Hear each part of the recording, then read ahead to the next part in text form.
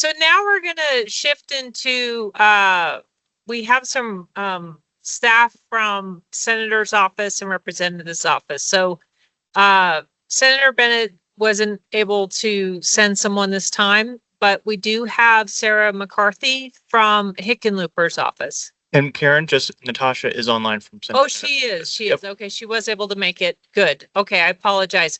So we're going to do Sarah McCarthy first, and then Natasha Hutson from Bennett's office. And again, they're just going to talk a little bit about how you can coordinate with letter supports and congressional discretionary spending when it comes up. That's just passed. But with that, I'll hand it over to Sarah. Thank you. Thanks, Karen. Can everybody hear me okay? Yes, we can. All right, fantastic. Hi, my name is Sarah McCarthy. I'm the State Outreach Director for Senator Hickenlooper's office, and I also oversee our grants work and the congressionally directed spending process. You all are probably much more familiar with Jesse Cruz, who is our regional director from this region, and sends his regards. He can't be there in person today. So I know you've all heard bits and pieces about the congressionally directed spending process, but I'm going to give you a bigger picture overview around the process and talk a little bit about federal grant letters of support and ways that you can best interact with our office to get information about federal grant opportunities and any issues you may be having with already awarded grants. And I'm going to be using the acronym CDS throughout this presentation, just to avoid the saying congressionally directed spending 30 times. So like Jamie mentioned, congressionally directed spending is a process in which Congress can secure funding for projects in their home state through the Appropriations Committee. The applications are always for the following fiscal year. So we just submitted requests for fiscal year 27. And if anyone here submitted a request, you should have heard from Jesse and your other regional directors from other offices yesterday on whether or not we were able to support and to submit your request. The application process timeline every year is a little bit different. It's dependent on the Appropriations Committee, but it typically opens in late winter and the application typically closes in early spring. Check in on our websites for timelines or give your regional director a call. And the Senate offices are very strongly coordinated on this process. We offer joint webinars, we offer a joint in-depth fact document, and we have a joint Senate application form for receiving requests. And despite that joint form, the senators are submitting submitting the projects separately.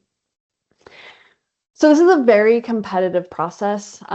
Each subcommittee has caps that restrict the number of projects that can be submitted by each senator. Just to give you an example, this year, I think we received around 140 requests for transportation, housing, and urban development, and we had to whittle that down to 65 requests. So as you can see right away, there's a pretty big narrowing down that has to happen. And also the appropriations subcommittees are really specific in their requirements and their eligibility. These are not simply submit the application, get the money. This process is going through a federal agency and holds all of the requirements of that federal agency for a federal grant, which if any of you have gone through, which I imagine a lot of you have, you know that it is a lot of work. So if you're planning to submit a request for next year, for fiscal year 28, for the best chance of success, attend the informational webinar, read the fact document, and talk to your regional director with any outstanding questions. And we'll always have the information on our website as far as timelines, so feel free to just check in on that.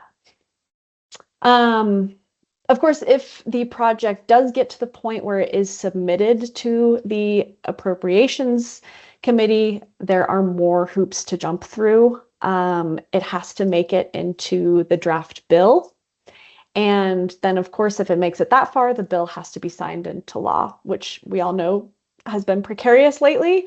For example, fiscal year 25, we saw a bunch of projects make it into the draft bills, and Congress didn't pass a budget. So none of those CDS projects were funded because of that. But it's a really great way to secure funding for Colorado. Just last year, Senator Hickenlooper alone was able to secure $145 million for 113 projects. And then combined with Senator Bennet and other members of Congress, I believe a total of $197 million was secured for Colorado. So it's a really great way to get direct funding for strong projects across the state.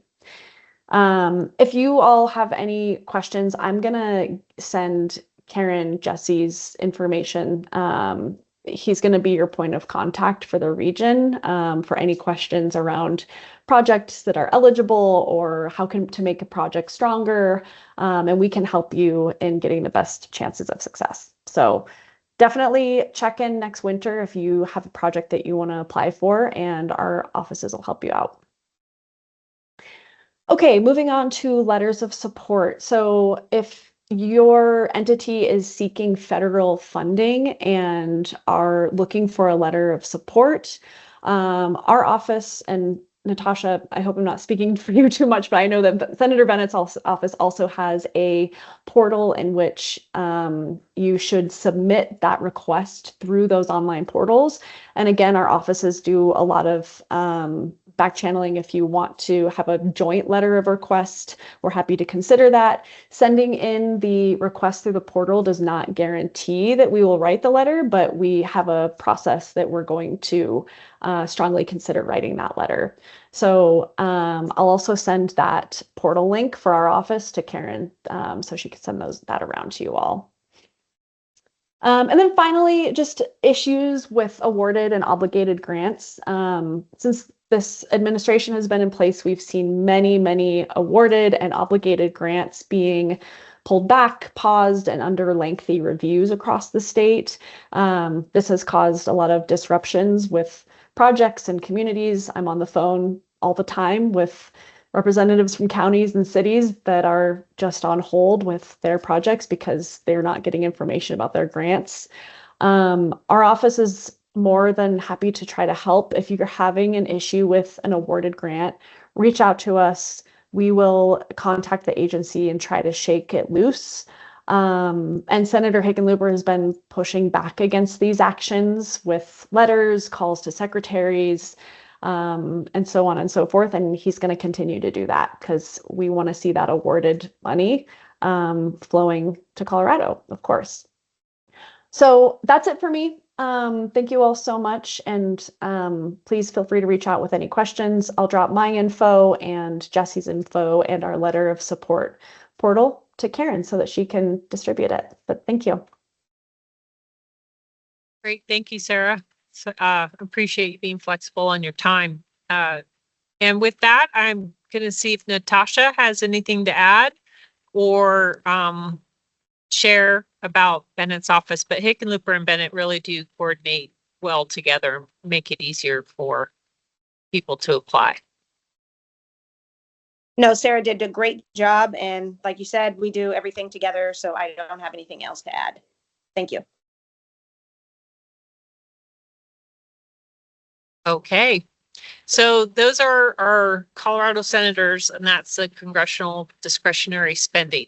Now we do have Dennis Hisey here, who I will ask to come up and share any information he has on Jeff Crank's district. And again, he's a representative in El Paso County. And then we will have Pettersen's staff person remotely speak. So with that, here's Mr. Dennis Hisey. Thank you for coming. Thank you. Appreciate it. So this is a new process for me. By the way, Dennis Hisey, District Director. Our office is just across town here. Previous administration, previous congressman chose not to play in this arena. There was a time when earmarks was a word you did not use in polite company. And he was there for that time, that period of time. And so he never did decide to play back when they determined people figured out how to rename it. So they didn't have to use the word earmark anymore.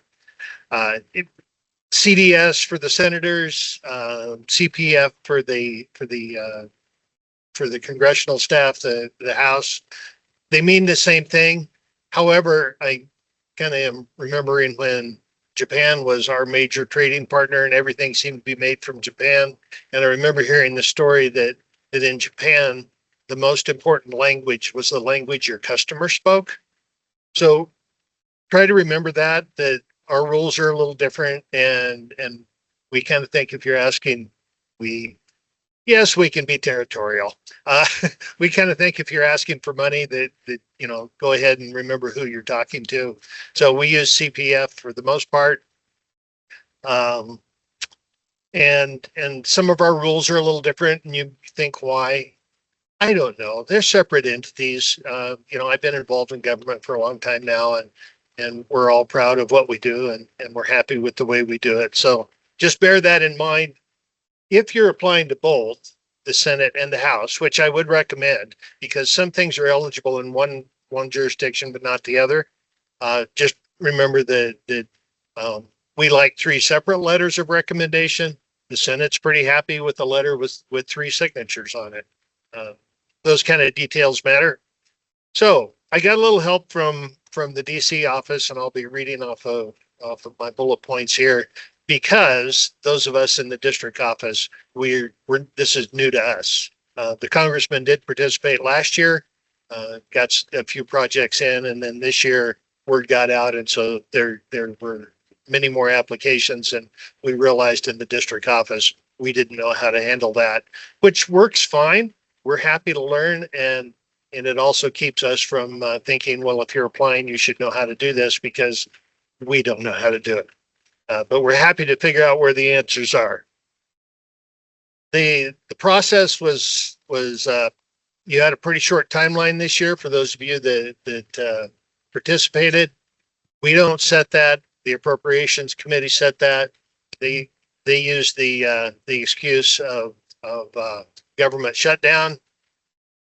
That'll probably be around for a few more years. We're still blaming COVID for a lot of things. But on your earmarks, which we actually are not quite as bashful about saying that now as we once were. Each committee has different rules. If you're applying for something for labor and health and human services, those had been eligible under a Democrat jurisdiction or administration, but not under a Republican. If you're applying to something for transportation, housing, urban and development, they have some requirements that you have the STIP and the TIP added into that. So what we recommend is that you get with one of our staffers, and that would be, we're happy to connect you in the district office, but the staffer we're talking about will be a legislative assistant in Washington, DC, somebody who, whatever your area you're applying in, that's in their portfolio, and they will be happy to talk to you one-on-one, Zoom, Teams, whatever works best for you. Don't think you need to go back there, but we recommend you do that early. Feel free to do that, January timeframe if you're looking at something. It is, a competitive process as we've heard, and there's a limited amount of money, and so you want your application to be as ready as possible. Speaking of which, the congressman has said, I really like my projects shovel ready. Those of us in the room know a project probably really is not shovel ready until funding has been located. But if you're still in the middle of an environmental assessment, better hold off till next year.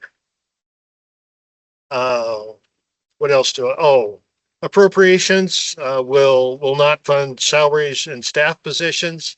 That's kind of their rule to help you keep from finding yourself in the situation the state is, where when they had all this one-time money come in from COVID, they went out and hired a lot of people. I can speak with authority on that. I was up there. And we said time after time, this is one-time money, and yet they increased programs and staff. I guess that was an editorial comment. What am I missing here? Yeah, probably this is not fast money. If you're looking for something fairly quick, this is not the bucket of money you need to be looking for. It takes it's a competitive process. So we go through that, you go through that, and then they have to write all of the well, it's not criteria. You've already been through that, but after it's approved, the check's not sitting there waiting, and then you still have the appropriations to go through. So this is for your more long term. We need to do this. We can't afford it now, but we need to get on the list, and feel free to come back next year if it didn't work this year. The congressman does kind of like things he can see. He's not real crazy about funding things like studies, and he kind of wants you to know what you need before you get to him.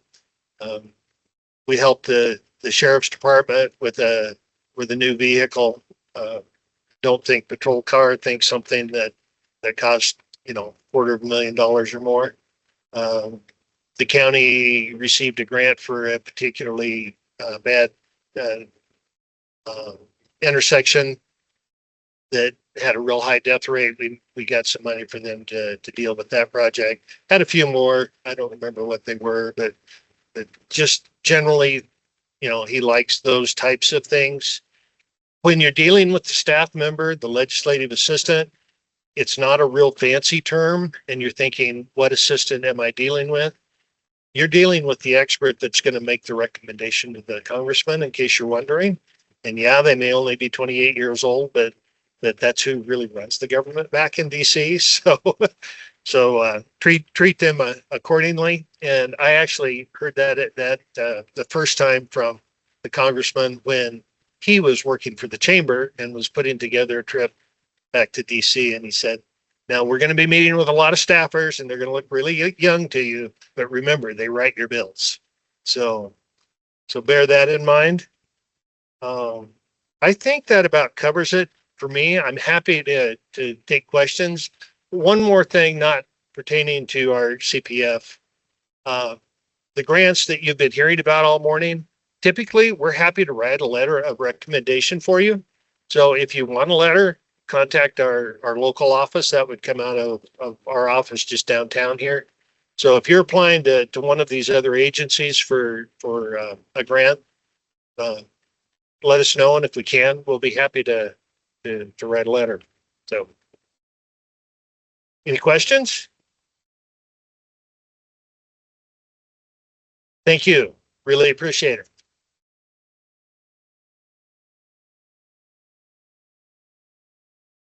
Thank you, Mr. Hisey. So he represents Jeff Crank's office, which is primarily El Paso County. Green Mountain Falls lands in Pettersen's district, and then Representative Pettersen has Teller and Park County. So with that, I'm going to hand it over to David Clark, who I've been meeting with him and working with him, and he's they provided letters of support for quite a few grants. So with that, David. Yeah, well, thank you so much for having us, Karen. Like she said, my name is David Clark. I'm our grant staffer for Congresswoman Brittany Pettersen's office.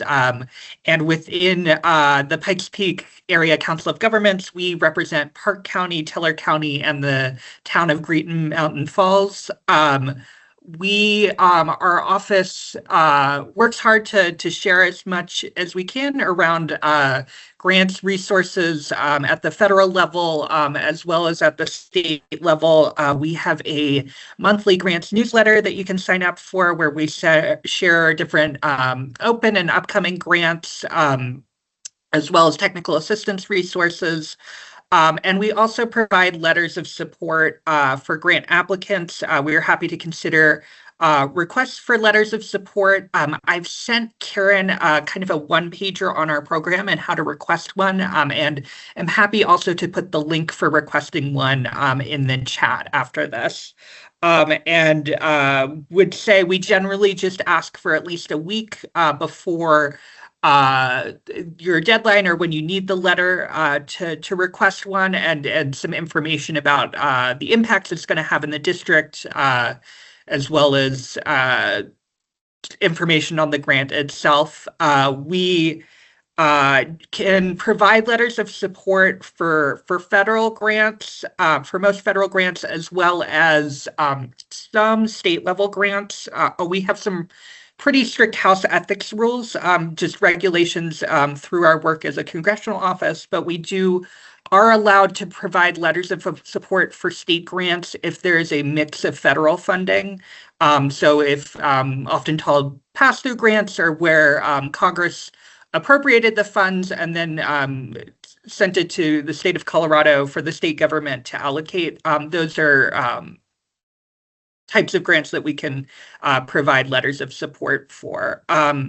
And then for community project funding, we just finished up this most recent round of funding and of selections to submit for funding for this the FY27. But generally speaking, we work our best to promote in advance community project funding. It is a big priority for the Congresswoman, and a crucial way to get funding for our communities. Generally, we like to promote in advance and get people, if you are at all interested in applying, have that interest list ready to go, because we often have a quick turnaround time from when we receive the official guidance from the House and when we will need to select and submit projects. The majority in Congress, they dictate kind of both the timeline for submission for community project funding, as well as what types of funding are eligible. And so we do our best to share out kind of the most up-to-date information we have on project eligibility. And we often have a different deadline than the Senate, who do not have limits on how many projects that we can submit. We always submit as many projects as allowed to fill every spot. In the past, it is currently, I believe it's 15, and in the past 15 slots, and it's jumped up to 20 slots this past year. And both in December and in January, we do webinars around CPF funding to talk about kind of the most up-to-date guidance that we have, answer questions. And what I'll do is, after this, I've shared a one-pager that we used in a previous year, or this past year, around community project funding. Both our staff members, Hannah Mullen and Risa Fish, I can include their email to be sent out, but they are the best points of contact for any questions. Our intake form that's on that one pager is currently closed because we used it for the last form, but the rest of the information there is still the most up-to-date info on community project funding. What I would say is also that there are, like other speakers have said, there are often a lot of bureaucratic hoops to jump through to be able to secure this funding. The payout of this funding can take up to a year after it's allocated, and Congress does have to pass a budget and have it be signed into law for this funding to be able to go out. So in the past, the Congresswoman has tried to have a good geographic diversity. We represent 8 different counties within Colorado District 7. So having projects from each county at the very least, and then also meeting major needs around housing, childcare, water, public safety, things like that. are all priority areas. Wildfire resiliency have all been priority areas in the past. And you can look at our website under the community project funds to see previous years to get a sense of kind of what projects have been selected or have been the most competitive in past years. And that's all for me. Thank you, Karen. All right. Thank you so much, David. I appreciate your participation here.